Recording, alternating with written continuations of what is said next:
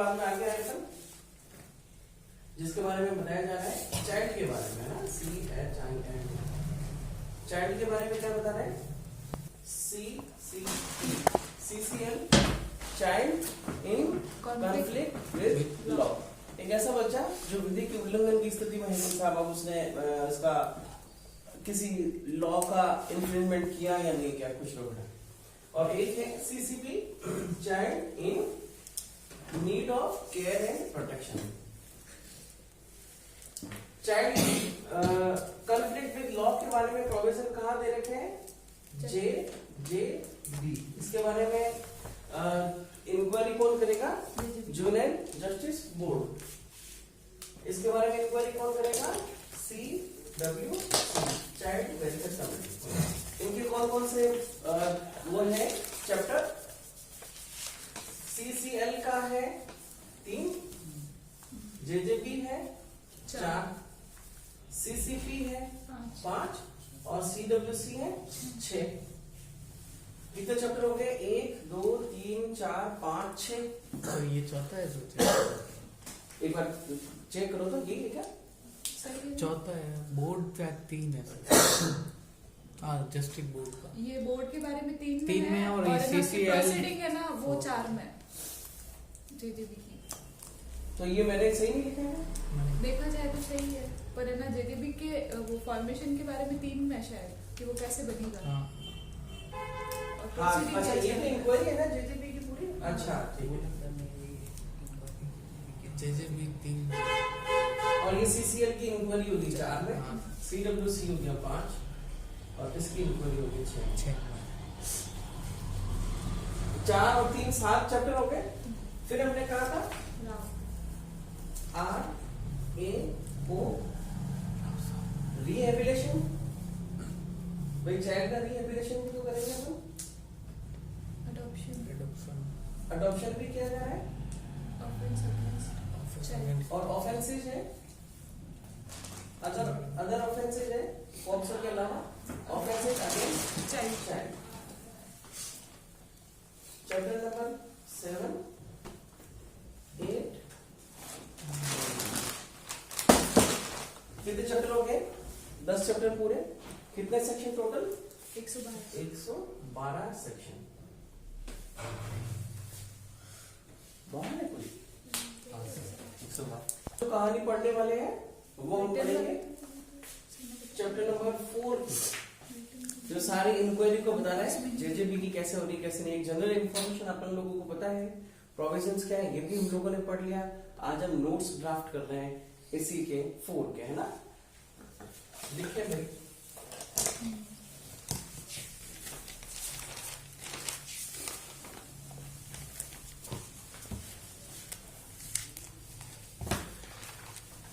चले जैसे जैसे मैं कह रहा हूं सेक्शन नंबर 10 से शुरू कर रहे हैं। CCL की गिरफ्तारी और बोर्ड के समक्ष उपस्थिति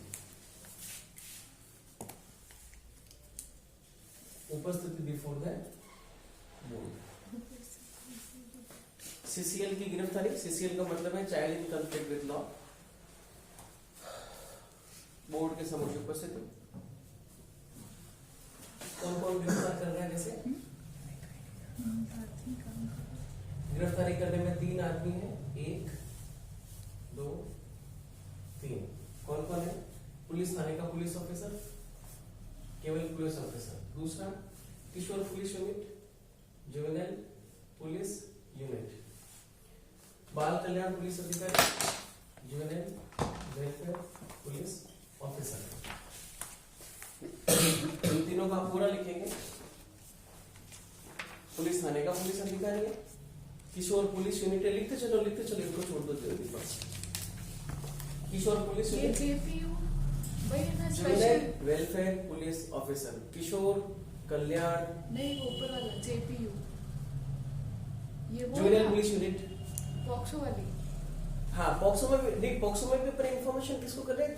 किशोर पुलिस यूनिट को। ये वही है वो स्पेशल जुवेनाइल पुलिस यूनिट। हाँ ये वही है JPU।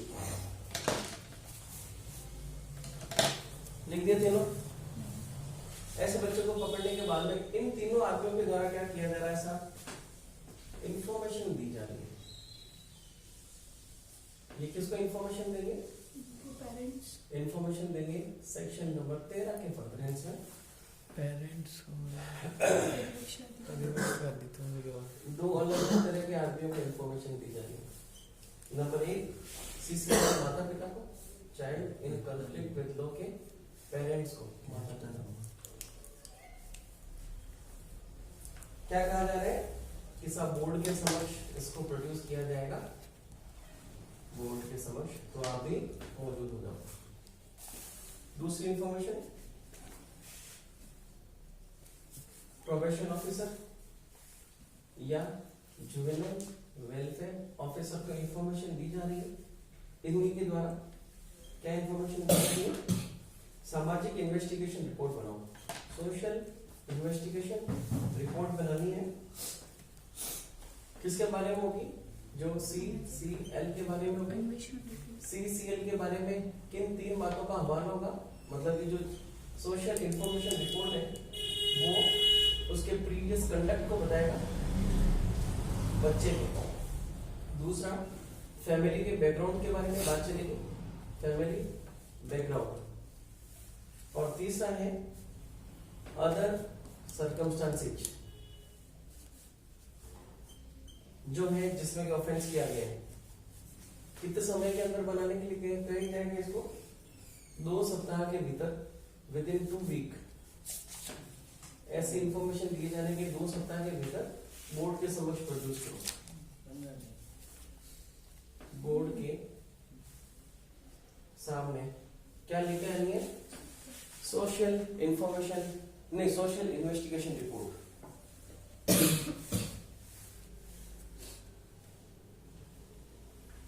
यदि ऐसा बच्चा इन 3 के द्वारा गिरफ्तार नहीं किया गया है और सीधा किसी व्यक्ति के द्वारा पकड़कर जेजेबी के सामने प्रोड्यूस कर दिया और जेजेबी ने उसको क्या कर दिया है, बेल दे दी है। ये 13 का 1 है।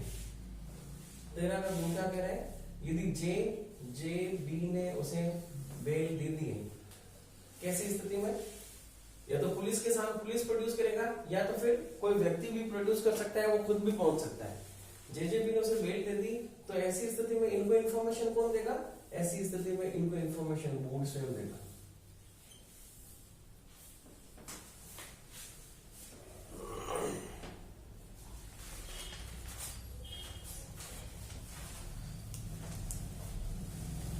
लिख लिया, बोर्ड के सामने प्रोड्यूस हो गए, ये सब बोर्ड के सामने लेकर आ रही है।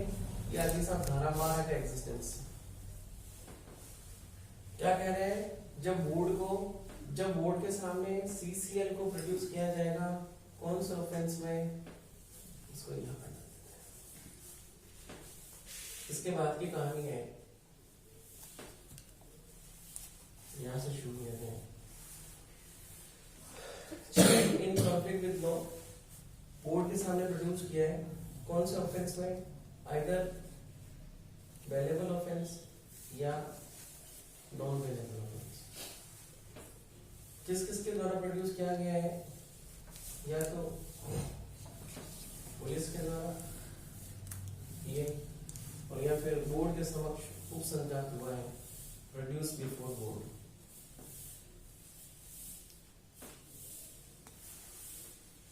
पुलिस ने क्या क्या किया है उसको, या तो उसे अरेस्ट किया था या उसे डिटेन किया था। अरेस्ट और डिटेन में क्या फर्क है भाई, अरेस्ट का मतलब खुद जाके गिरफ्तार कर दिए, डिटेन का मतलब पुलिस पकड़ के लेकर आई है और उसको फिर अपने पास में निर्देश करके, मतलब कोई भी आदमी पकड़ के लेकर आया है कि साहब ये बच्चा है, इसी तरह की बात। बोर्ड के समक्ष या तो वो स्वयं उपस्थित होता है या फिर उसे लाया जाता है, दोनों चारों स्थिति आ गई। क्या करेगी साहब बोर्ड, CCL को लेकर आगे, वेलेबल ऑफेंस नॉन वेलेबल है कोई भी है, पुलिस लाई है या वो खुद आया है, अरेस्ट स्थिति में, डिटेन में खुद होता है, फिर दूसरा लाया जाता है, बोर्ड क्या करेगी, ये ऑप्शन है बोर्ड के पास में। बेल ग्रांट की जाए, यदि बेल ग्रांट नहीं करता है, मान लेते हैं और विनिंग बेल ग्रांट की जाती है। और इसके अलावा क्या किया जा सकता है, परीक्षा अधिकारी के प्रोडक्शन में रखा जा सकता है in the supervision of probation officer, supervision of probation officer. और क्या किया जा सकता है, उपयुक्त व्यक्ति की देख रेख में रखा जा सकता है, केयर टेकर के पास में उसे रखा जा सकता है। यदि उसे जमानत पर नहीं छोड़ता है, बेल ग्रांट नहीं करते हैं, तो बेल नहीं ग्रांट किए जाने के जो रीजंस होंगे वो रिटर्न में होंगे। कि साहब क्या कारण रहा होगा कि साहब इसको नहीं चला ले रहे हैं, किसके रिटर्न में कारण क्या क्या होंगे साहब?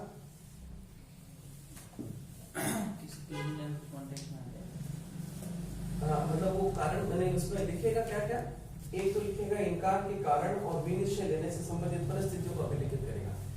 इनकार करने का कारण क्या है और इनकार करने की परिस्थितियां क्या है, इस विनिश्चय पर कैसे पहुंचा,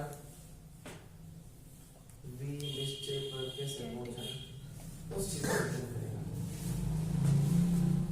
अच्छा, बेल नहीं दिए जाने के कारण क्या हो सकते हैं? बेल नहीं दिए जाने के कारण ये 3 हो सकते हैं, 1 2 3। पहले का है संभावित है कि उसका संसर्ग किसी भी ज्ञात अपराधी से हो, कोई ज्ञात अपराधी से उसका संसर्ग हो, कि साहब यदि इसको दी गई बेल तो किससे जाकर मिलेगा, वो ज्ञात अपराधी से, हैबिचुअल ऑफेंडर संसर्ग।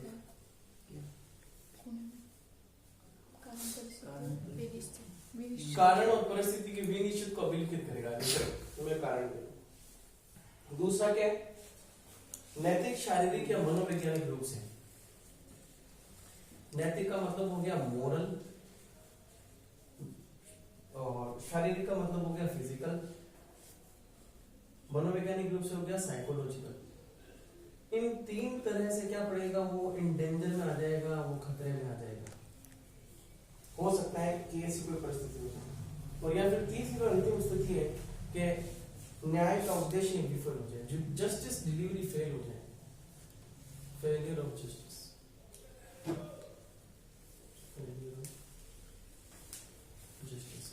इन 3 कारण की वजह से लिख लो नलिनी, ये सारा कंपेयर करके लिखा हुआ, एक बार आप इसको फटाफट लिख दे सब फास्ट स्पीड। क्या क्या है भाई, क्या कहानी चल रही है, बोर्ड के सामने प्रोड्यूस किया गया तो बेल ग्रांट करेगा, और यदि नहीं करता है तो उसके कारण को, उस डिटर्मिनेशन पर वो वहां तक कैसे पहुंचा, उसकी परिस्थितियों के को रिटर्न करेगा। और कारण क्या क्या है, या तो वो किसी नोवन एक्यूज के कांटेक्ट में है, या फिर उसको मेंटली, मॉरली, फिजिकली या साइकोलॉजिकल खतरे में पड़ सकता है, या फिर फेलियर ऑफ जस्टिस हो जाएगी। ऐसी स्थिति में वो दिए जाने से मना कर सकता है। और यदि वो जमानत नहीं देता है, बेल ग्रांट नहीं की गई है, तो फिर ऐसी स्थिति में उस बच्चे को कहाँ भेजेंगे? मान लो ये 3 खतरा है, तो ये 3 खतरे हैं, ऐसी स्थिति में उसे या तो संप्रेषण गृह में भेजा जाएगा, संप्रेषण गृह में, या फिर किसी प्लेस ऑफ सेफ्टी पर भेज दिया जाएगा, या फिर उसे सुरक्षित स्थान। कब भेजेगा? जांच के दौरान, जबकि जांच चलेगी तब, जांच के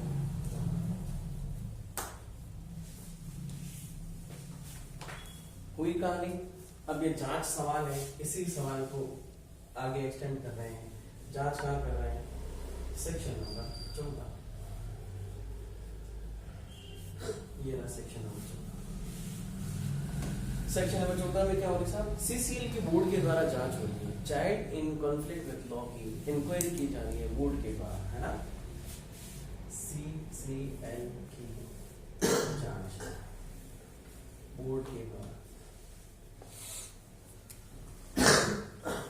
सेक्शन नंबर 14 में जब इंक्वायरी की जा रही है कि साहब वास्तव में ये जो बच्चा है वो child in conflict with law है या नहीं है, तो फिर बोर्ड किस किस तरह का आदेश पारित कर सकता है, तो हम देखेंगे कि सेक्शन नंबर 14 में बोर्ड 1 2 3 4 और 5 तरह के आदेश पारित कर सकता है। 14(1), 14(2), 14 3, 14 4 और 14 5। ये क्या क्या आदेश अभी अपन देखते हैं। 14 1 में जो आदेश पारित किया जा रहा है वो किस किस के संबंध में होगा? या तो होगा सेक्शन नंबर 17 से संबंधित या होगा सेक्शन नंबर 18 से। इन तरह के आदेश पारित कर सकता है 14 में 1 2 3 4। यदि 14 में 1 में है तो किस किस तरह के हिसाब, यदि उसको लगता है कि साहब चाइल्ड ने किसी तरह का कोई ऑफेंस किया ही नहीं है तो सेक्शन नंबर 17 का ऑफेंस नहीं, सेक्शन नंबर 17 का ऑर्डर। सेक्शन नंबर 17 के ऑर्डर में दो तरह के ऑर्डर हैं, सेक्शन नंबर 17 1 और सेक्शन नंबर 17 2। 17 1 क्या कह रहे हैं? इंक्वायरी से दौरान पता चला है कि बच्चा वास्तव में इस बच्चा ने अपराध नहीं किया ही नहीं है, तो उस तरह का ऑर्डर पारित करेगा कि साहब चलो रिलीज हो गया और ऑर्डर पारित।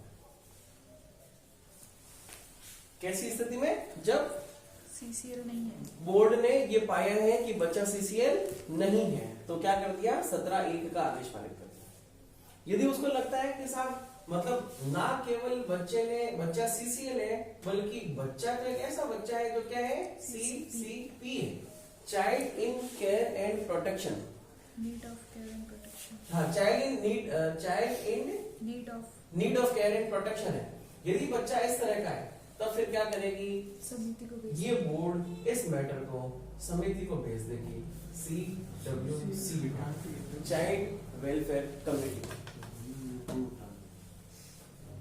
एक काम करो, क्या नाम है ऋतिक, अभी फिलहाल आप यहाँ से चलो बेटा, यहीं से चलो, है ना, क्योंकि अभी आपका बाकी का समझ में आएगा, ये बता देगा आपको। यश 14 से चल के अभी लोग यहाँ आए।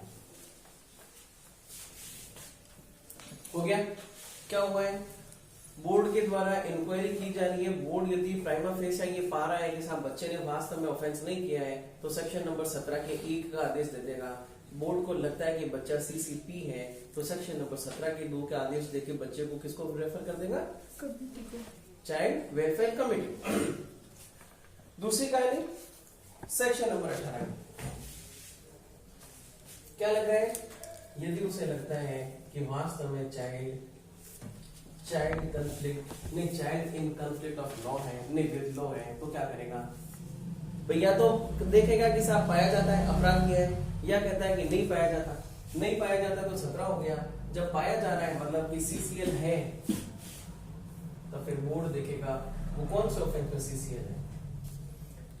कौन कौन से ऑफेंस में सीसीएल हो सकता है साहब? कोई व्यक्ति एक तो पेटी ऑफेंसेज, दूसरा है सीरियस ऑफेंस, तीसरा है हीनियस ऑफेंस।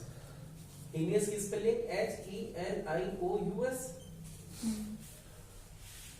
पैटी ऑफेंसेज 3 साल से कम के अपराध की सजा वाली। पैटी की स्पेलिंग गलत है, PATTY। मैंने कब हाँ बोला? क्या है? मैंने हाँ स्पेलिंग बताओ इंग्लिश की। इस पे हाँ एन पीछे आएगा, आगे आएगा। एक मिनट वापस बताओ मेरे को। मैंने ऐसा बोला HEINOUS। सही? हाँ। ठीक है।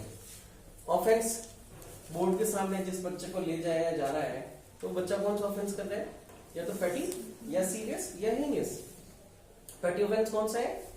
3 साल से कम की सजा वाला। सीरियस कौन सा है? 3 साल से ज्यादा मगर 7 वर्ष से कम। हीनियस कौन सा है? 7 वर्ष से अधिक। यदि बोर्ड के सामने प्रोड्यूस किया गया है और बोर्ड को लग रहा है कि उसने वो सीसीएल है इन 3 ऑफेंसेज में, तो देखो पैटी ऑफेंस, सीरियस ऑफेंस और हीनियस ऑफेंस भी 2 अलग अलग कैटेगरी के हो गए बेटा। एक तो हीनियस ऑफेंस एक ऐसे बच्चे के द्वारा किया जा रहा है जिसकी उम्र 16 वर्ष से कम, और दूसरा हीनियस ऑफेंस एक ऐसे बच्चे के द्वारा किया जा रहा है जिसकी उम्र 16 वर्ष से तो ज्यादा है मगर 18 वर्ष से कम है। समझ रहे? बोर्ड के सामने प्रोड्यूस कर दिया, बोर्ड इंक्वायरी कर रही है। यदि ऑफेंस नहीं हुआ तो 17 का आदेश, ऑफेंस हुआ है तो 14 है कि 18 का आदेश। 18 के आदेश में क्या? Petty offence, serious offence, heinous offence. Heinous offence किस किस तरह से हो रहा है? 16 साल से कम उम्र का कोई भी बच्चा यदि हीनियस ऑफेंस कर रहा है तो बोर्ड अपनी तरफ से कार्रवाई कर देगी उस पर। यदि 18 वर्ष से नहीं 16 वर्ष से ज्यादा मगर 18 वर्ष से कम बच्चे के द्वारा हीनियस ऑफेंस किया जा रहा है तो यहाँ पर एक प्रीलिमिनरी इंक्वायरी गठित की जाएगी।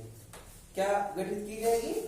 Preliminary assessment. धारा 15 के तहत यदि बच्चा 16 वर्ष से ज्यादा मगर 18 वर्ष से कम है तो मैटर जाएगा सेक्शन नंबर 15 और सेक्शन नंबर 15 क्या कहता है? Preliminary inquiry assessment. या अच्छा प्रीलिमिनरी असेसमेंट किया जाएगा। और क्या कर रहे हैं वो? प्रारंभिक निर्धारण करने के पश्चात सेक्शन नंबर 15 प्रारंभिक निर्धारण किया जाएगा, है ना? करने के पश्चात दो तरह की बातें होगी।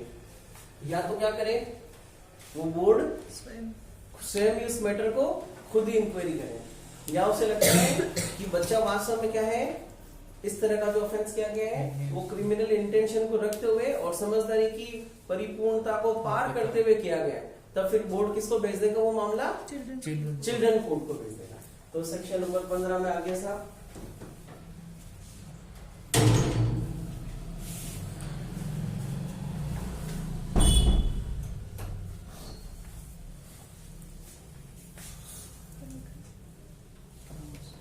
क्या करेंगे सेक्शन नंबर 15 में? सेक्शन नंबर 15 के कंटेंट आगे नंबर 1 बात यह डिटर्मिनेशन है, ट्रायल नहीं, यह है निर्धारण विचारण नहीं है, विचारण नहीं, विचारण नहीं है। किस बात का निर्धारण है? अपराध को किए जाने, दो तरह की बातें, अपराध को किए जाने, अपराध को किए जाने, उसके परिणामों को समझने और परिणामों को समझने की सामर्थ्य का निर्धारण है ना।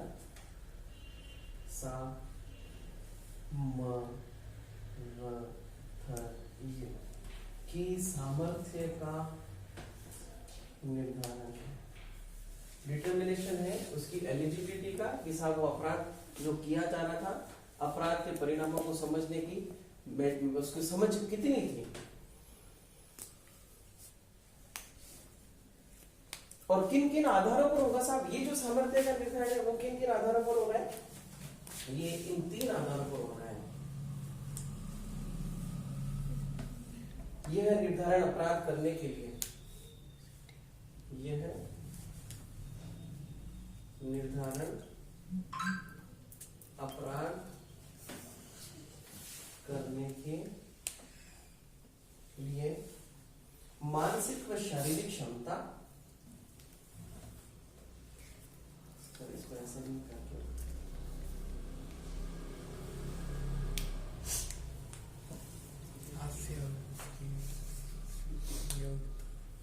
मानसिक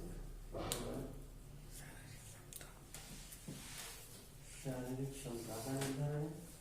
दूसरा परिणामों को समझने की योग्यता,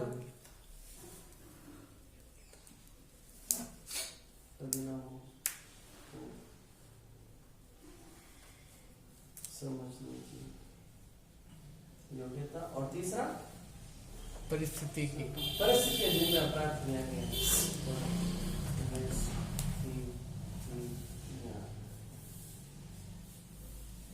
जिनमें अपराध किया। सेक्शन नंबर 15 कब एग्जिस्टेंस में आया है? जब सेक्शन नंबर 14 के समक्ष बोर्ड के समक्ष सीसीएल को प्रोड्यूस किया। 14 के 1 से लगता है कि बच्चा वास्तव में सीसीएल है। किन अपराधों में? या तो पेटी ऑफेंस में, या सीरियस ऑफेंस में, या हीनियस ऑफेंस में।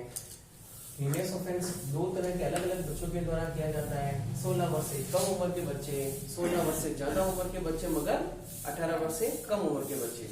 यहाँ इस बात की निर्धारण किया जा रहा है कि जिस बच्चे ने 16 साल से ज्यादा की उम्र प्राप्त कर ली है उसने वास्तव में या तो इंटेंशन के साथ में इस तरह का घिनौना कृत्य किया है। तो फिर यदि उस बच्चे को एडल्ट की तरह ट्रायल की आवश्यकता है या नहीं है, या फिर उसको बच्चों की तरह ट्रीट करना चाहिए या एडल्ट की तरह ट्रीट करना चाहिए, इस बात को डिटरमिन तो करना पड़ेगा बोर्ड को। बोर्ड क्या कह रही है, इसी बात को डिटरमिन करने के लिए क्या कि साहब उसकी ट्रायल बोर्ड के नहीं, उसका इंक्वायरी बोर्ड के द्वारा की जाए या उसकी ट्रायल एडल्ट की तरह की जाए, इस चीज को भी निर्धारण सेक्शन नंबर 15 में किया जाएगा। सेक्शन नंबर 15 में इन सारी चीजों को, बातों को देखते हुए बोर्ड जिस चीज पर पहुंचेगा, जिस विनिश्चय पर पहुंचेगा, वो विनिश्चय क्या होगा कि या तो इस बच्चे की इंक्वायरी कौन करे, स्वयं बोर्ड, या फिर इस बच्चे की इंक्वायरी कौन करे, चिल्ड्रन कोर्ट करे। किस तरह की इंक्वायरी होगी, ट्रायल होगी, ऐसी होगी जैसे कि अडल्ट की ट्रायल होगी। इस प्रश्न पर पहुंच गए, आगे कहां चलेंगे, पेटी ऑफेंस और सीरियस ऑफेंस के ट्रायल। हाँ हो गया साहब, बोर्ड के द्वारा होगा या एडल्ट के द्वारा होगा। यदि एडल्ट के द्वारा होता है तो इस बार इसको कहां भेज देंगे, चिल्ड्रंस कोर्ट को भेज देंगे, और ये मैटर हो जाएगा सेक्शन नंबर 18 के। ये जो 18 है, इस सेक्शन नंबर 18 के 3 से होते हुए सीधा चला जाएगा सेक्शन नंबर 19 पर, यदि उसकी ट्रायल एडल्ट की तरह होंगी। सेक्शन नंबर 14 चल रहा है, 14 की 1 की बात हो रही है, 18 की कहानी है, 15 की तरफ प्रीलिमिनरी हो रही है, फाइनल इस विनिश्चय पर पहुंच गए कि साहब कहां पर, वापस 14 में आ गए, फाइनल इस विनिश्चय पर पहुंच गए कि एडल्ट की तरह होनी चाहिए। तो सेक्शन नंबर 14 के 1 के 18 में इस तरह की बात होती है, तो 18 के 3 के हिसाब से ऑर्डर दे दिया जाएगा, और 18 3 को अंदर ऑर्डर क्या देंगे, तो स्वयं नहीं स्वयं के लिए तो खुद की होगी, स्वयं के लिए तो अभी खुद ही कर देगा, पर यदि एडल्ट की तरह करनी है तो 18 की में चिल्ड्रंस कोर्ट को भेज देंगे, और 19 में चिल्ड्रंस कोर्ट की पावर हो सकती है। तो अभी हम कहां आ गए, बोर्ड को जब इन 3 मैटर्स को ये प्रूव करना है, पेटी ऑफेंस, सीरियस ऑफेंस और हीनियस ऑफेंस जब 16 साल से कम उम्र का है, या फिर हीनियस ऑफेंस जब 16 साल से ज्यादा का है मगर 18 से कम का है, मगर ये सब सामर्थ्य चेक हो गई कि साहब वो बच्चा इस वास्तव में आपराधिक प्रकृति का नहीं है, तो उसकी भी इंक्वायरी कौन करेगा, स्वयं बोर्ड ही करेगा। अब किस तरह से कहानी,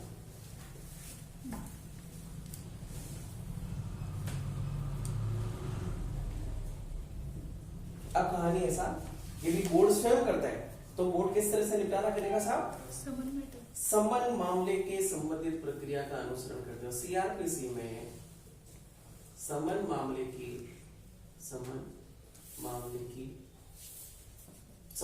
की प्रक्रिया क्या होती है, कौन से सेक्शन में दे रखी है साहब समन मैटर्स की प्रक्रिया,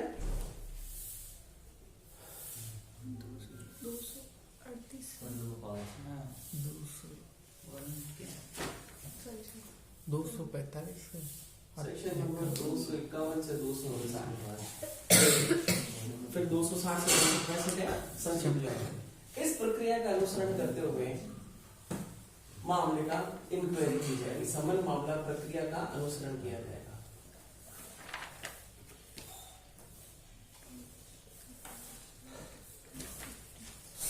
अब क्या पूरी की पूरी ट्रायल की प्रोसेस बताएगा जेजे, क्या कह दिया उसने, ये होगी, तो अब आप कौन सी ट्रायल करोगे, सीआरपीसी में जो दी वो, चलो ट्रायल की प्रोसेस तो बताएगा नहीं, केवल इतना लिखा है कि इसके हिसाब से ट्रायल होगी।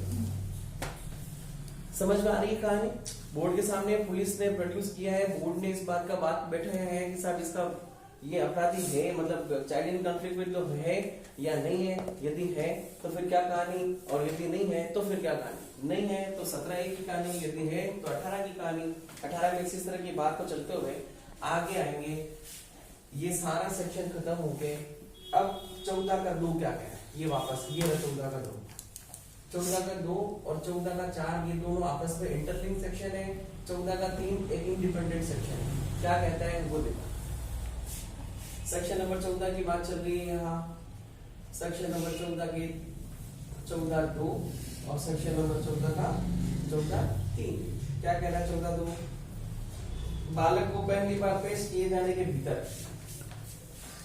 सीसीएल के सामने, सीसीएल को बोर्ड के सामने पेश किया था, तो बालक को ऐसे पेश किए जाने के भीतर कितने महीने में इंक्वायरी पूरी करेगा, 4 पहली बार प्रोड्यूस किए जाने के 4 माह के भीतर यहाँ नहीं लिखेंगे। सेक्शन नंबर 14 की बात चल रही है, 14 के 2 की बात चल रही है, 14 के 4 की बात चलेगी, कितने महीने के भीतर करेगा चार माह within 4 week, sorry 4 month, 4 माह के भीतर करेगा।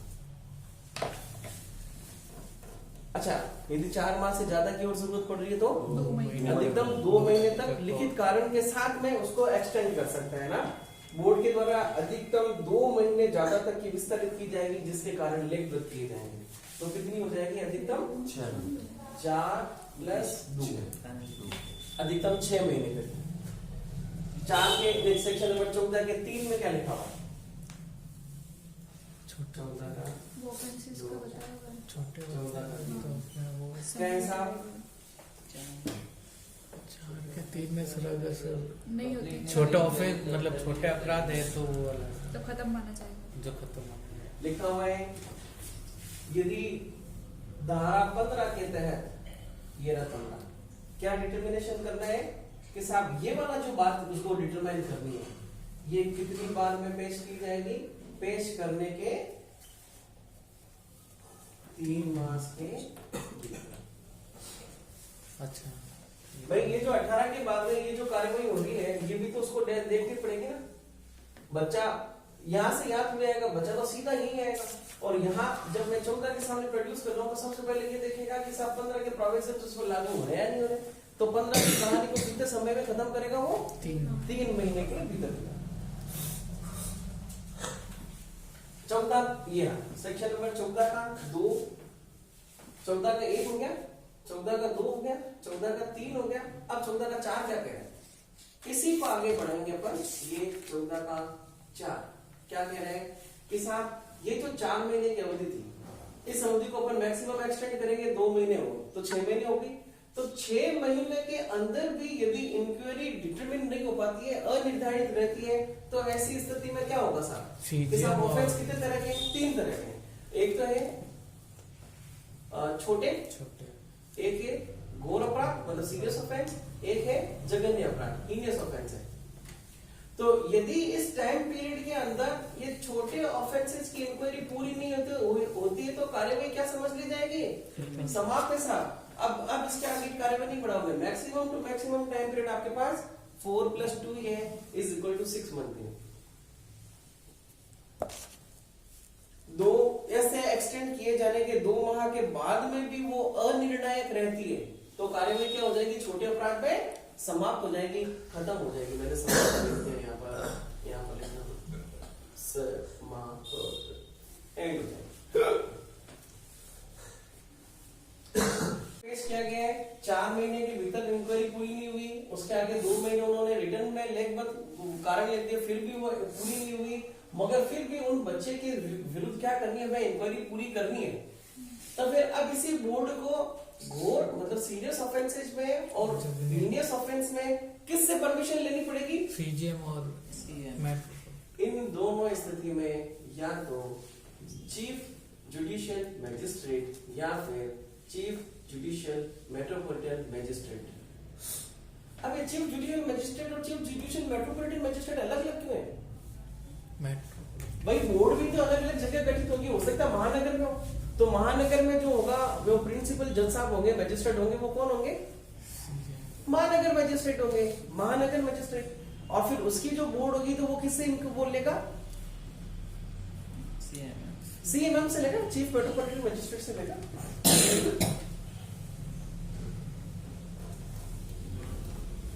इनमें तो समय नहीं बढ़ेगा और इनमें समय बढ़ाने के लिए for the increasing of time के लिए किसके पास में जाएगी बोर्ड?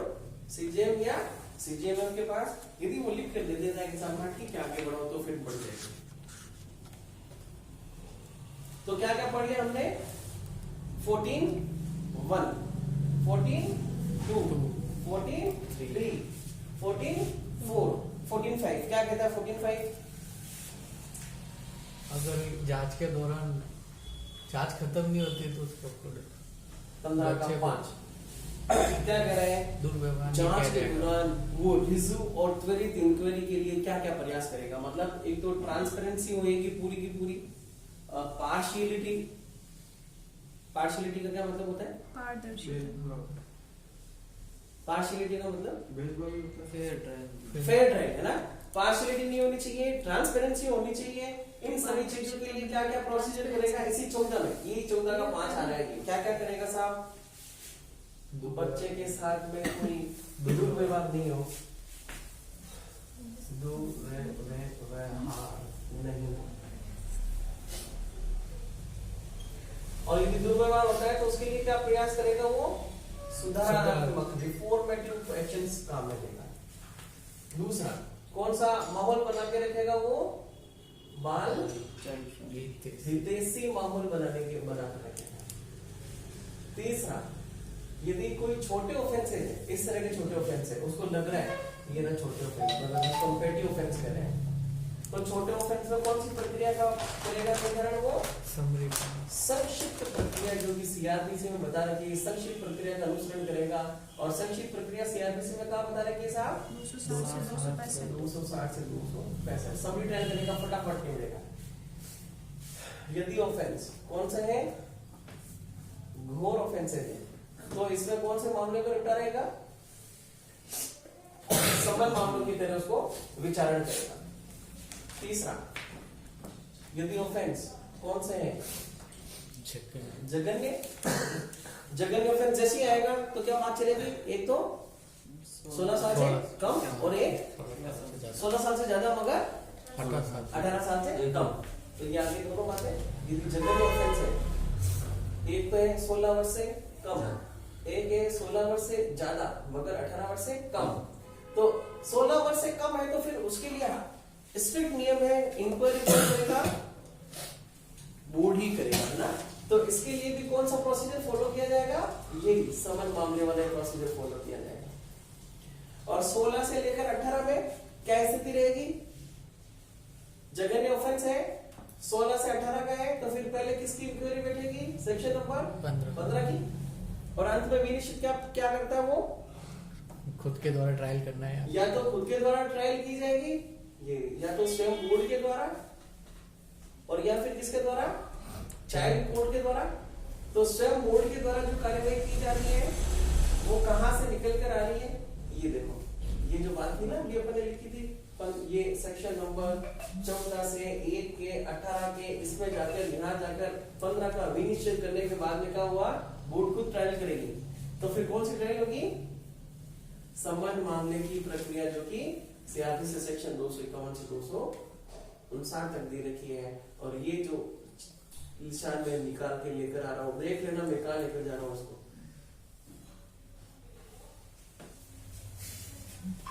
आया मुझे?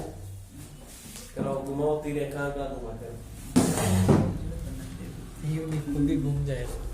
तुम निकाल। चाहे अवेलेबल हो या नहीं अवेलेबल हो, ये सेक्शन याद रखना, आप जी से भूल जाओगे। इंफॉर्मेशन 12 में बेल दिए जाने के कारण हो गए। क्या कारण पर नहीं होगा? इन 3 कारण को याद रखना। इसके बाद में आगे क्या होगा? 12 के बाद हम वापस 13 पर आएंगे नहीं, क्यों 13 पढ़ चुके हैं।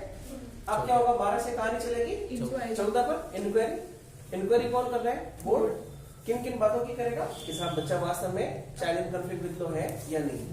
तो यदि नहीं है तो 1 के तहत 17 का आदेश क्या क्या है? कि साहब नहीं है, ऑर्डर दे दिया कि साहब घर भेज लो। है नहीं, बच्चा child in conflict with law नहीं है, पर child in need of care and protection है, तो उसका आदेश दे देगा सीडब्ल्यूसी को। खत्म हो गया फर्स्ट इंक्वायरी। बोर्ड बैठी है, क्या कह रही है? कि साहब वास्तव में इस बच्चे ने ऑफेंस किया है, तो क्या कहां चली जाएगी कार्यवाही? 1 से 18 में। किस तरह की कार्रवाई है? मतलब बच्चे ने कौन सा ऑफेंस किया है? सीरियस या हीनियस। जैसे ही हीनियस ऑफेंस आएगा, बात होगी 2 तरह के बच्चों के द्वारा हीनियस ऑफेंस होते हैं। एक वो जिनकी उम्र 16 से कम है, एक वो जिसकी उम्र 16 से ज्यादा है मगर 18 से कम है। तो 16 से ज्यादा मगर 18 से कम है, इसके बारे में बोर्ड ये डिटरमिन करेगा कि यार बच्चा वास्तव में मासूम है या बच्चा आपराधिक प्रकृति का ही आदमी है कि साहब बहुत खतरनाक करेगा। जैसे ये निर्भया के मैटर में देखें कि हम लोग उसकी एडल्ट की तरह ट्रायल इसलिए नहीं कर पाए 18 वर्ष से कम होने के बावजूद भी, जबकि वो बच्चा इतना खतरनाक था कि उन खतरनाक गैंग के साथ में इंटेंशन के साथ इस बस पर कवर करके उसके साथ में बैठा और महिला के साथ अत्याचार किया। तो इंटेंशनली था उसका जो भी काम था, पर हम चाह के भी उसको एडल्ट की तरह ट्रीट नहीं कर पा रहे थे। अब बोर्ड को यह तय करना है कि उसका जो इंक्वायरी है वो बोर्ड के द्वारा करनी है या फिर उसकी इंक्वायरी चाइल्ड बोर्ड के द्वारा एडल्ट की तरह करनी है, यही करना है। तो फिर इंक्वायरी कहाँ की जा रही है? सेक्शन नंबर 15 में किन किन बातों के बारे में अपराध किए जाने की या उसके परिणामों को समझने की सामर्थ्य का निर्धारण है, किन किन आधारों पर है, उसकी मेंटल एंड फिजिकल स्ट्रक्चर, उसके रिजल्ट्स को जानने की परिपक्वता को, और परिस्थितियों को अलग के साथ वो कहाँ काम कर रहा था।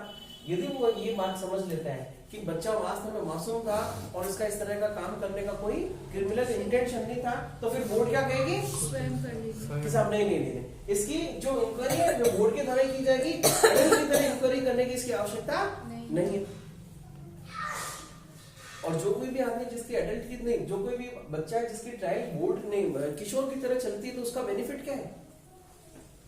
किशोर मतलब बालक की तरह चल रही है, हाँ, उसको ही है ना करेंगे। सबसे पहली बात तो उसकी जमानत हो जाएगी, हालांकि जमानत इसमें भी हो जाएगी, वो 16 साल से कम का है, 18 साल से कम का है। और इसके अलावा क्या बेनिफिट है? उसको बॉन्ड बढ़ा के छोड़ सकते हैं, बॉन्ड लगा के छोड़ सकते हैं, उसको जेल में भेजने के आदेश नहीं दिए जाएंगे, सुधार गृह में भेजने के आदेश दिए जाएंगे। और सुधार गृह में हम अमूमन कहां तक रख सकते हैं? 18 साल तक या 21 साल की उम्र तक। फिर उसके बाद में उसको घर ही भेजना पड़ेगा, कोई ऑप्शन नहीं है। इसलिए बच्चे कहते हैं, लोग कहते हैं यदि किसी को बच्चा मतलब कोई आदमी इस तरह का ऑफेंस करता है तो वो कोर्ट के सामने इस तरह की कोशिश करने की कोशिश करती है कि जैसे तैसे भी क्या हो जाए, वो 18 साल से नीचे की उम्र में चला जाए। 19 का हुआ तो फिर उसकी ट्रायल एडल्ट की तरह होने लग जाएगी, है ना। तो एडल्ट बच्चे की तरह तो बच्चे की तरह किया जाएगा, और अडल्ट है तो 18-3 में भेज देंगे किसको? चाइल्ड बोर्ड को, और सेक्शन नंबर 19 की कहानी आ जाएगी। और ये बाकी की सब बातें हम लोगों ने देखी, ठीक है। इसका फोटो क्लिक कर लो कोई बच्चा, इसका मोबाइल रखा हुआ है क्या है साहब? सीसीएल जिसके बारे में ये पा लिया गया है कि वास्तव में वो कॉन्फ्लिक्ट विद लॉ है, सीसीएल वास्तव में ये है, पाया गया है कि उसने विधि को उल्लंघन किया, पाया गया है। 18(1) बोर्ड का समाधान हो जाता है।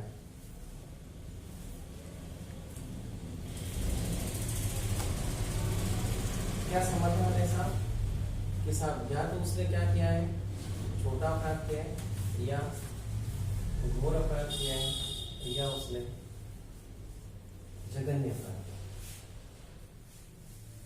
छोटा अपराध, घोर अपराध, जघन्य अपराध। जघन्य अपराध में भी किस किस स्थिति में?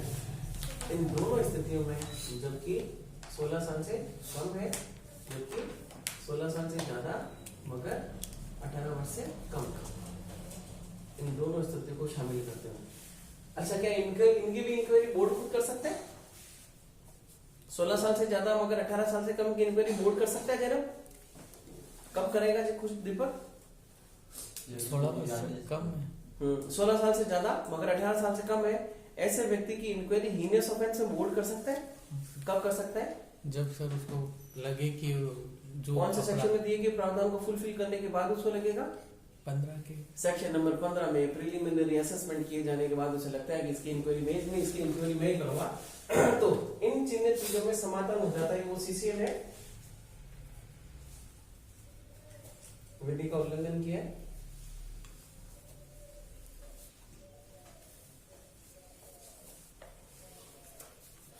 तो अपराध की प्रकृति,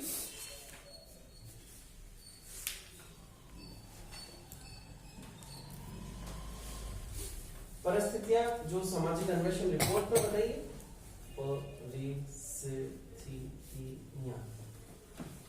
जो किसने बताइए? सोशल इन्वेस्टिगेशन रिपोर्ट में, और बालक के पूर्व आचरण को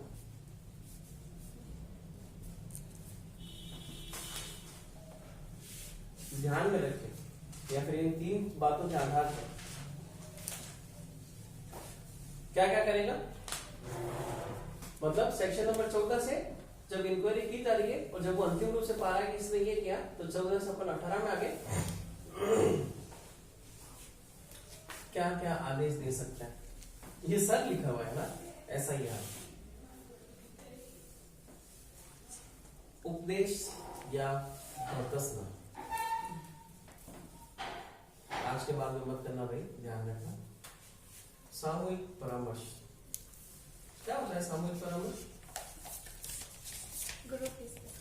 काउंसलिंग, ग्रुप डिस्कशन, काउंसलिंग की बात करते हैं।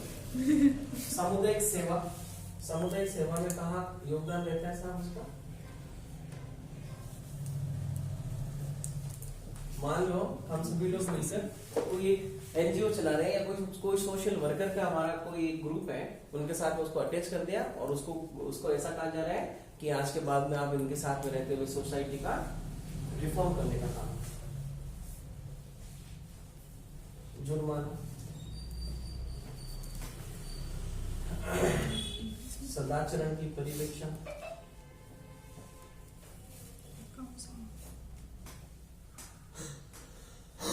जो अधिकतम कितने वर्ष की होगी? मैक्सिमम 3 वर्ष। ABCDEF। इस सदाचरण की परिवीक्षा के साथ क्या जोड़ दिया जाए? उचित देखरेख, उचित देखरेख में लोगों के साथ सदाचरण की परिवीक्षा के साथ। या जी, विशेष गृह में भेजा जा सकता है। सुधारात्मक सेवाओं के साथ, सुधारात्मक सेवा। और सुधारात्मक सेवाएं क्या क्या है भाई? स्कूल जाना वगैरह, स्कूल जाना, हॉस्पिटल में जाना, यदि वो नशा वगैरह करता है तो उसको नशा व्यसन मुक्ति केंद्र में भेजना। 18 का एक हो गया। अंतिम रूप से जब वो पाता है कि किस आदमी ने मतलब किसी बच्चा वास्तव में CCL है तो इसी तरह की कार्रवाई कर सकता है। और 2 में लिखा है कि साहब यदि वो इन तरह के आदेश देता है तो इसके अलावा अतिरिक्त आदेश भी दे सकता है। और वो कौन से अतिरिक्त आदेश होंगे? नंबर 1, विद्यालय जाने की बात कर सकता है।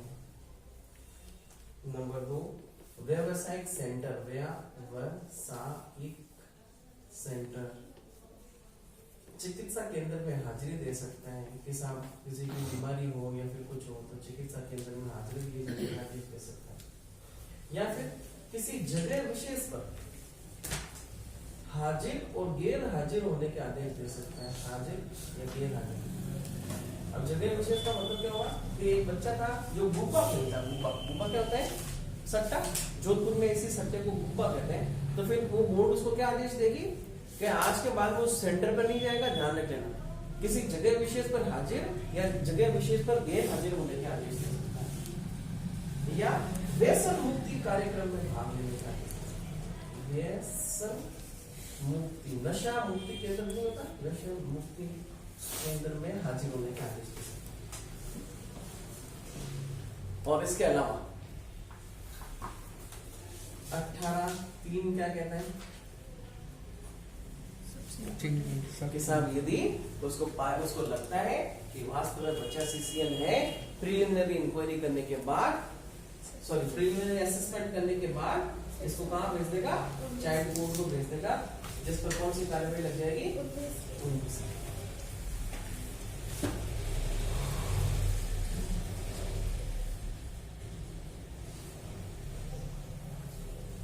किसको भेजेगा? बच्चे को भेजेगा या मामले को भेजेगा? मतलब अंतरित किसे किया जाएगा? बच्चे को या मामले को?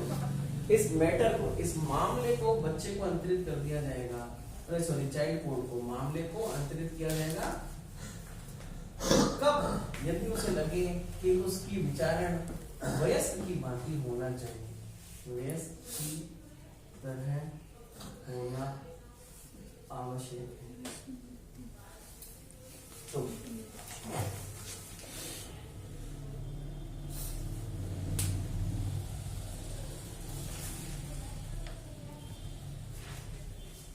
हो गया।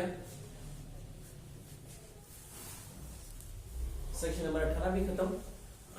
18 क्या कह रहा है? 14 का रिजल्ट है 18 बस। चले थे 13 से 12 में चले थे, 12 से 14 में चले थे, 14 से 15 में चले थे, 15 से 18 में चले थे, 18 से 18(3) में चले थे अभी, और इस 18(3) से हम चल रहे हैं सेक्शन नंबर 19। इसके बीच 17 गया हुआ है। हाँ हाँ 14 से 14 से 17 18 दोनों में 14 से 14 एक हाँ ऑर्डर। हाँ 14 से 17 कर दो यहाँ पे और 17 से यहाँ कर दो। 14 से 17 18 दोनों गए ना सर। 17 को इंटरलीव मत कर दो, 17 को ना यहाँ करके खत्म कर दो बस। हकीकत तो यही है। फिर बाद में इसको वैसे कर सकते हैं, इसको वैसे कर सकते हैं 14 17 18 इससे 18 चलो, 18 से 15 चलो और 15 से 18 3 चलो, फिर होगी 16 अलग ही है। 16 का मैंने कहा था ना वो बीच में ही है। क्या कहता है? इंक्वायरी है कितने समय में? 3 महीने में करेंगे, सीजेएम या सीएमएम करेंगे और एक पुनर्विलोकन कमेटी होगी जो हर 6 महीने से करेगी। उसमें कौन कौन आदमी अध्यक्ष होगा? राजस्थान विधिक सेवा प्राधिकरण का जो अध्यक्ष चेयरपर्सन है वो plus home secretary plus non organisation. इन दोनों आदमी के द्वारा एक ऐसा आदमी जिसको अभी के 3 आदमी में कोई एग्जाम होगा। आगे 19 पे 19 क्या है साहब? बालक न्यायालय की शक्तियां। बालक न्यायालय की शक्तियां। दीपक, बालक न्यायालय कौन है? भैया मामला सेशन कोर्ट कैसे ट्रायल करेगी? एडल्ट की तरह करेगी, सेशन ट्रायल करेगी। कर लिया मामला इसके पास में आ गया, तो अब इसकी शक्तियां क्या क्या है साहब? शक्ति नंबर 1 और शक्ति नंबर 2। शक्ति नंबर 1 क्या है कि साहब धारा 21 का पालन इसको भी करना है। 21 के अधीन रहते हुए, और धारा 21 क्या कहती है? धारा 21 ये कह रही है कि साहब कोई भी कोर्ट बच्चे को डेथ सेंटेंस या ऐसा लाइफ टाइम इम्प्रिजमेंट जिसमें उसको कभी अपन बीच में छोड़ नहीं सकते, ये 2 तरह की सजा नहीं, बालक की स्थिति में कभी भी नहीं दी जाएगी। इवन इफ 16 साल की उम्र कंप्लीट कर चुका है, 18 साल की उम्र का कम का है, हीनियस ऑफेंस किया है, फिर भी तो जो चाइल्ड कोर्ट है वो भी सेक्शन नंबर 21 के अधीन रहते हुए काम कर रही है। क्या मान रही है कि साहब इसका विचारण किसकी प्रक्रिया करना चाहिए? वेस्ट के रूप में इसका विचारण करना चाहिए, ये माना उसने। तो स्पष्ट लिखा है यहाँ पर कि साहब ऐसा नहीं हो कि साहब चाइल्ड कोर्ट वो जो बालकों के बारे में जो प्रिंसिपल्स है उसके बारे में बात नहीं करेगा। नहीं, स्पष्ट लिखा है। क्या लिखा है? रिजु विचारण के सिद्धांतों को, रिजु विचारण के सिद्धांत को ध्यान में रखते हुए बाल हितैषी माहौल को बनाएगा और उसके बाद इस वातावरण में ऑक्सो में पढ़ा था हमने एक ऐसे बच्चे के संबंध में एग्जामिनेशन क्रॉस एग्जामिनेशन पे जिसके अगेंस्ट में अपराध किया गया है। जे में हम ऐसा बच्चे के बारे में ट्रायल पढ़ रहे हैं जिसके द्वारा अपराध किया, जिसके विरुद्ध, जिसके द्वारा। दूसरी शक्ति क्या है सेक्शन 19 में कि साहब उसको लगता है कि वेस्ट की तरह विचारण करने की आवश्यकता नहीं है। किसने भेजा? बोर्ड ने भेजा कि साहब इसका ट्रायल करो किसकी तरह? वेस्ट की तरह। और कोर्ट ऑफ सेशन या चिल्ड्रन कोर्ट ने उसकी कुछ क्वेश्चन आंसर पूछे, कुछ सवाल जवाब पूछे। वो जब खुद इस स्थिति पर आ गया कि वास्तव में इसको किसकी तरह की ट्रायल की आवश्यकता नहीं है, वेस्ट की तरह की, तब फिर वो किस तरह से एक्ट करेगा? बोर्ड के रूप में जांच करेगा खुद।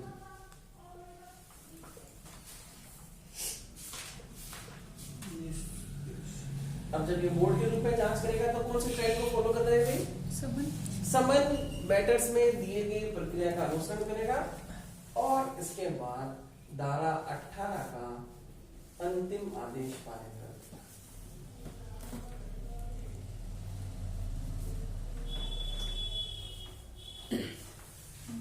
14 में बोर्ड है, बोर्ड किसका अंतिम आदेश पारित करती है? 18 का।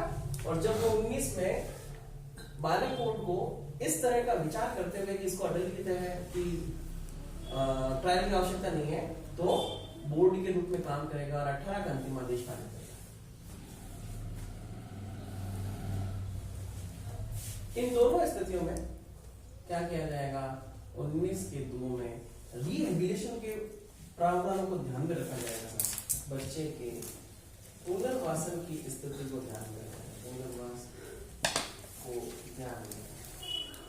ऐसा नहीं हो कि साहब उसको पूरी सजा की सजा देवे।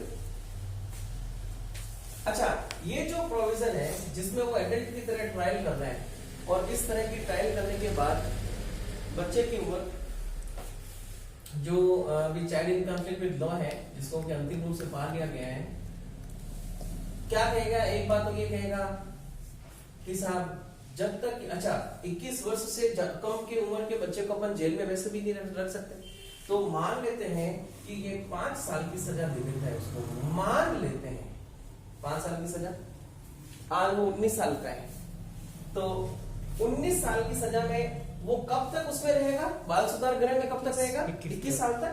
तो 19 साल का वो आज है, 20 और 21 कितने साल के बाद में वो हो गया 21 वर्ष का? 2 वर्ष के बाद 19 साल का ना, 20 और 21 2 वर्ष बाद, 2 वर्ष बाद 21 वर्ष का हो गया। अब क्या कहेगी कोर्ट के साथ? अब और अभी भी देखो, या तो क्या दे देगी, केवल 2 साल का ही रिफॉर्मेशन दे देगी कि साहब आपको बाल सुधार गृह में रखें, या 5 साल की सजा दी, ये 5 साल की सजा, 21 साल का हो चुका है, मगर ये 5 साल की सजा अभी भी कटनी बाकी है। कितने साल की सजा कटनी बाकी है? 3 साल की। तो जब वो 21 साल की आयु पूरी कर लेता है और इस 3 साल की सजा भी और कटनी बाकी है, तो इसको जब तक कि बाल सुधार गृह में रखा जाएगा तो इसकी एक प्रोग्रेस रिपोर्ट बनाएगा परिवीक्षा अधिकारी, या फिर बाल सुधार गृह में जहां पर रह रहे हैं उसकी दिन डे टू डे की रिपोर्ट बनेगी। उस रिपोर्ट का हम कह रहे हैं प्रोग्रेस रिपोर्ट या फॉलो रिपोर्ट, है ना, प्रोग्रेस रिपोर्ट, प्रोग्रेस रिपोर्ट। तो इस प्रोग्रेस रिपोर्ट को ध्यान में रखते हुए कोर्ट ऑफ सेशन 2 तरह की बातें करेगा। क्या बातें करेगा कि साहब बच्चा जिसने 21 वर्ष की उम्र प्राप्त कर ली, मगर 5 साल की सजा दी, 3 साल की सजा अभी भी काटना बाकी है, मगर प्रोग्रेस रिपोर्ट से ऐसा लग रहा है कि बच्चा सुधार कर रहा है या समाज में अपना योगदान दे सकेगा, उस प्रोग्रेस रिपोर्ट के आधार पर तब फिर इस 3 साल की सजा को छोड़ते हुए, मतलब उसको जेल में नहीं डालते हुए कहाँ भेज दिया जाएगा उसको? सेक्शन नंबर 18 के सारे के सारे आदेश देंगे, परिवीक्षा पर, प्रोबेशन पर, ये वगैरह, उसको फाइनेंशियल एसेट देना है तो वो दे देंगे और उसको घर भेज देंगे। यदि क्या लगता है इस 2 साल के दौरान जब वो रिफॉर्मेटिव हाउस में था, उसमें उसकी प्रोग्रेस रिपोर्ट जिसमें क्या क्या देखा, समाज के कल्याण के लिए काम कर सकता है और उसमें सुधार हो रहा है, तब उसको अब जेल नहीं भेजा जाएगा। और दूसरी बात क्या है कि साहब आदमी तो दिन ब दिन गुंडों खतरनाक बढ़ते ही जा रहे हैं, तो वैसी स्थिति में क्या किया जाएगा? अब उसको बच्चे में 3 साल के लिए जेल भेज दिया जाएगा।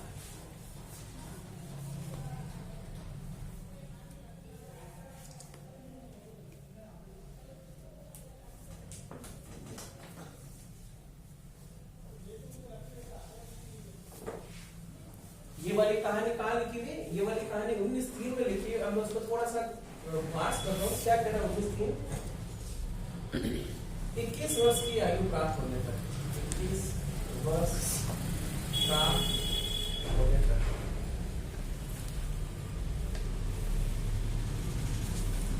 उसको सुरक्षित स्थान पर भेजा जाए,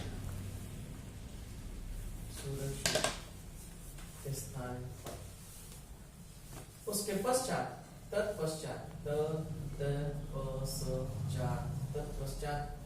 जेल भेजा जाए। मगर जब उसको अपन सुरक्षित स्थान पर रख रहे हैं तो इसका मतलब ये नहीं कि उसमें अपन रिफॉर्मेटिव सुधार नहीं करें, तो क्या किया जाए? सुधारात्मक सेवाएं भी उसको अवेलेबल किए जाए, सुधारात्मक सेवाएं, रिफॉर्मेटिव सर्विसेज। ये रिफॉर्मेटिव सर्विसेज कौन कौन सी है? शिक्षा के बारे में है, कौशल और विकास के बारे में है, परामर्श का मतलब हो गया ग्रुप डिस्कशन के बारे में भी है, और चिकित्सा सेवाएं भी उसके लिए अवेलेबल करवाई जाए। ये सेक्शन नंबर 19 को हमने पूरा डिस्कस किया है। सेक्शन नंबर 19 के 1 में जब चाइल्ड कोर्ट उसका डिटर्मिनेशन कर रहा है कि सामने ट्रायल कर रहा है कि उसको बच्चे की तरह करना है या नहीं करना है, तो पहले तो यदि बच्चे की तरह करना है तो 21 के अधीन रहते हुए 21 क्या कहता है?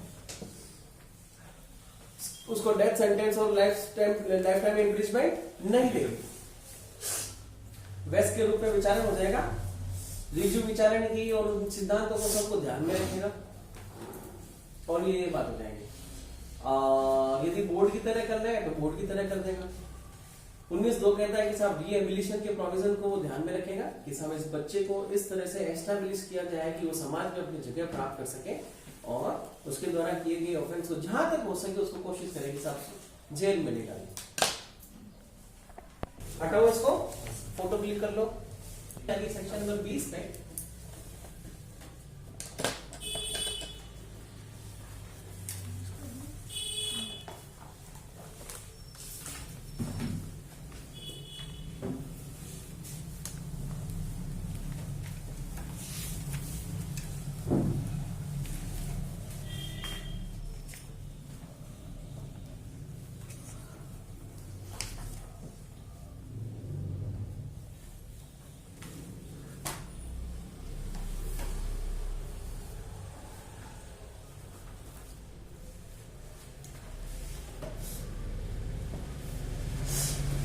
ये चलिए थोड़ा चेंज लो मेरे ऊपर। 10 से 13, 13 से 12, 12 से 14, 14 से 15 में खत्म।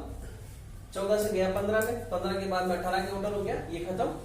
14 से गया 18 3 में, 18 3 से कहानी गई 19 में, 19 से गई 20 में, है ना। ये रहा 20। क्या है कि साहब अभी भी उसको उम्र प्राप्त करना बाकी है, मगर उसने नहीं सजा काटनी बाकी है, मगर उम्र प्राप्त हो चुकी है, 21 वर्ष हो चुके हैं। धारा 20 ये कह child attained age to 21 years and yet to be completed the state term of stay in the palace of safety। 21 वर्ष की उम्र हो गई, 21 वर्ष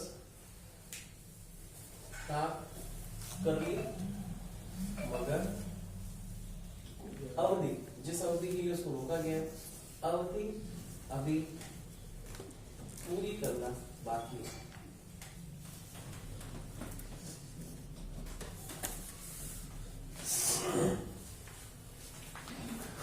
तो क्या करेंगे साहब, 20 का 1 2 टुकड़ों में बट रहा है। क्या क्या यदि उसमें सुधारात्मक परिवर्तन आ रहा है या फिर समाज को योगदान देने का सदस्य हो रहा है, समाज को योगदान, और इस तरह की बात को डिटर्मिनेशन में लाने के लिए सेक्शन नंबर 19 के 4 में एक बात लिखी हुई है कि साहब जब उसको जेल में रखा जाएगा तो जो कोई भी अफसर होगा जिसकी कस्टडी में वो रहेगा वो उसकी एक रिपोर्ट बनाएंगे जिसको अपन कहते हैं फॉलो अप रिपोर्ट या फिर प्रोग्रेस रिपोर्ट। ये सेक्शन नंबर 19 का भी 1-2 पढ़ा, उसमें सेक्शन नंबर सब सेक्शन 4 को मैं मिस कर गया। तो 19 के 4 में जो रिपोर्ट है वो रिपोर्ट का नाम है प्रोग्रेस रिपोर्ट या फॉलो अप रिपोर्ट।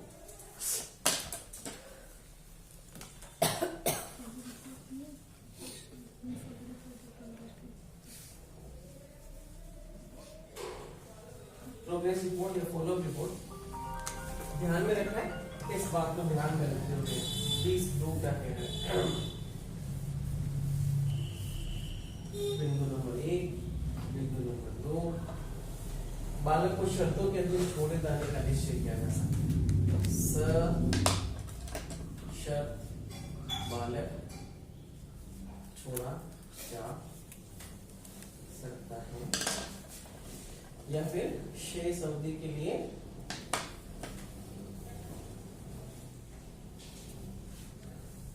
जेल भेजा जा सकता है।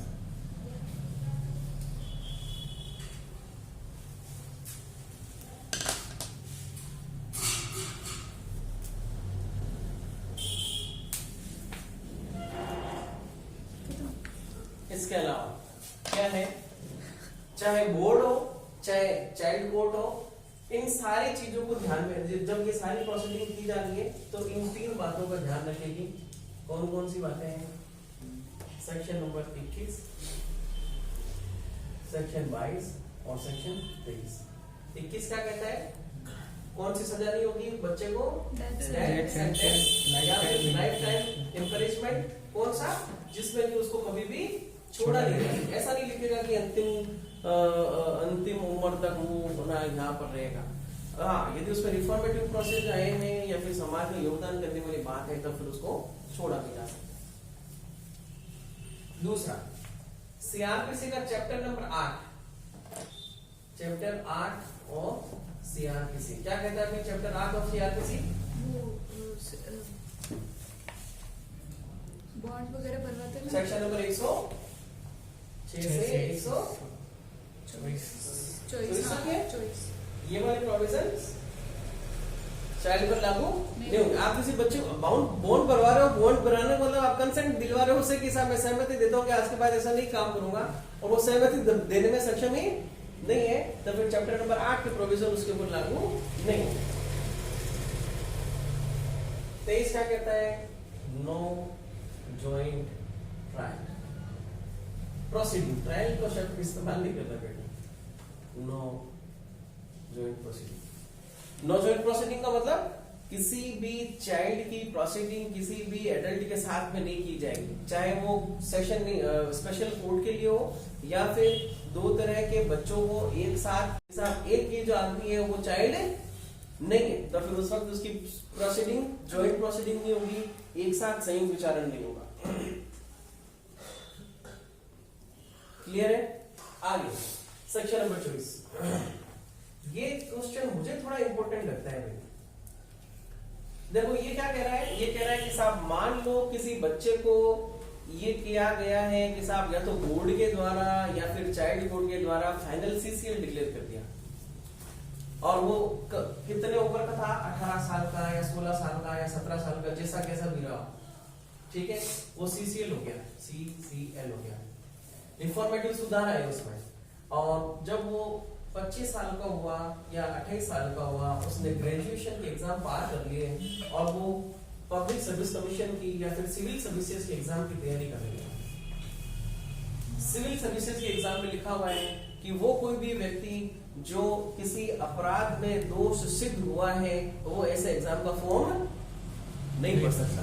लिखा हुआ है कि साहब जब हम लोग जज या कलेक्टर ऐसे आदमी को बनाएंगे जो खुद क्या है, अपराध क्या हुआ आदमी है, तो फिर हम तो न्याय होंगे, कैसे होगा ये मामला? तो प्रश्न ये कि एक ऐसा बच्चा जिसकी उम्र 16, 17, 18 रही हो, वो वास्तव में child in conflict with law board के द्वारा पाया गया है या फिर चाइल्ड कोर्ट के द्वारा पाया गया है, तो क्या फिर वो बड़ा होकर सिविल सर्विसेज के एग्जाम में ये लिखी हुई बात के साथ इसके बाद में अच्छा कोई भी आदमी इलेक्शन नहीं लड़ सकेगा जिसकी ये दो सिद्धि हो रही है, तो वो कभी इलेक्शन भी नहीं लड़ पाएगा या फिर कभी सिविल सर्विसेज के एग्जाम दे पाएगा नहीं दे पाएगा? तो इसका मतलब है सेक्शन नंबर 24 ये कह रही है कि यदि किसी आदमी को बोर्ड के द्वारा सीसीएल डिक्लेयर कर दिया गया है तो ये डिस्क्वालिफिकेशन, ये जो निर्योग्यता है, मतलब इसकी वजह से वो कभी भी निर्योग्य नहीं हो जाएगा, डिस्क्वालिफाइड नहीं हो जाएगा। ये पढ़ी रहे हैं। तो यदि कोई बच्चा है उसमें सुधारात्मक परिवर्तन आ रहे हैं, सीसीएल उसको डिक्लेयर कर दिया बोर्ड के द्वारा, उसके बावजूद भी वो कोई फॉर्म भी भर सकता है और वो कोई इलेक्शनों में पार्टिसिपेट भी कर सकता है। हाँ, सिर्फ एक जगह है उसकी ये जो निर्योग्यता है वो बनी हुई रहेगी, और वो कौन सी जगह है? जब इस सेक्शन नंबर 19 के तहत बालक न्यायालय की शक्तियों का इस्तेमाल करते हुए 19 के 1 के पार्ट नंबर 1 में हमने उसको अंत रूप से ये पाया था कि वास्तव में इसने हीनियस ऑफेंस किया है जिसकी उम्र 16 साल से ज्यादा मगर 18 साल से कम है। ये वाला प्रभाव पड़ा हुआ रहेगा क्योंकि उसकी ट्रायल किसकी तरह से हुई है? वेस्ट के रूप में, वेस्ट की तरह से। मतलब क्या कि पूर्व दोष सिद्धि है ऐसा? हाँ, इसका मतलब ये है कि मान लो कि साहब किसी में लिखा हुआ है कि साहब यदि कोई भी आदमी किसी बोर्ड के द्वारा या किसी कोर्ट के द्वारा कन्विक्ट किया गया है या फिर child in conflict in law पाया गया है, तो फिर वो क्या फॉर्म भर पाएगा या नहीं भर पाएगा? केवल और केवल इस स्थिति में 19(1) के 1 में जब चाइल्ड कोर्ट ने हीनियस ऑफेंस के रूप में ट्रायल करके वेस्ट की तरह ट्रायल किया गया, हाँ, उसमें यदि अंतिम रूप से दोष सिद्ध कर दिया तब फिर उसकी डिसेबिलिटी डिस्क्वालिफिकेशन बनी हुई रहेगी। 19(1) का पार्ट नंबर 1 समझ में आ रहा है? क्या कहा मैंने? क्या कहा? अभी भी मैंने क्या समझाया? हाँ, इस अधिनियम में अंतर्दृष्टि किसी बात के होते हुए भी विधि का उल्लंघन करने वाला अभिकथित या विधि का उल्लंघन करते हुए पाए गए किसी बालक के बारे में इस अधिनियम के प्रारंभ की तारीख को किसी बोर्ड या न्यायालय के समक्ष लंबित सभी कार्यवाही उस बोर्ड या न्यायालय में वैसे ही चालू रहेगी मानो यह अधिनियम अधिनियमित नहीं किया गया है। क्या मतलब है इसका?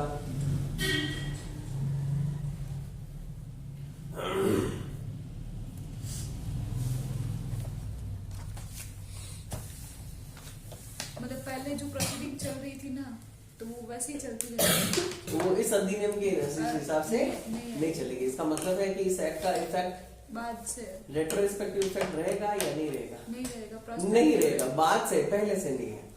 तो सेक्शन नंबर 25 में कहना है कि इसका इफेक्ट प्रोस्पेक्टिव रहेगा, रेट्रोस्पेक्टिव रहेगा।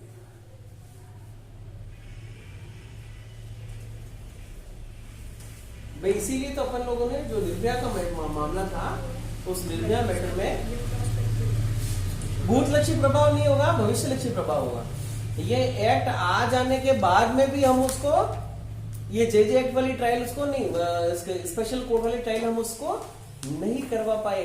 इसके बावजूद भी एक्ट एग्जिस्टेंस पे था, पर ऑफेंस कब हो चुका था? पहले हो चुका था। तो ये कह रहे हैं कि साहब यदि कोई ऑफेंस पहले हो चुका है, child in conflict with law को डिटेन जिसको किया गया है और उसके लिए कौन सी प्रोसीडिंग्स चल रही है? पहले वाले एक्ट की। तो ये वाली एक्ट की प्रोसीडिंग्स उसके ऊपर लागू नहीं होगी, ये भूतलक्षी प्रभाव नहीं रहेगा। हो गया खत्म।